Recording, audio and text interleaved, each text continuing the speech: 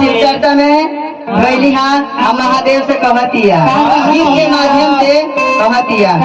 शिवा गोरो तुझे मनाऊं भजन सुना सुना के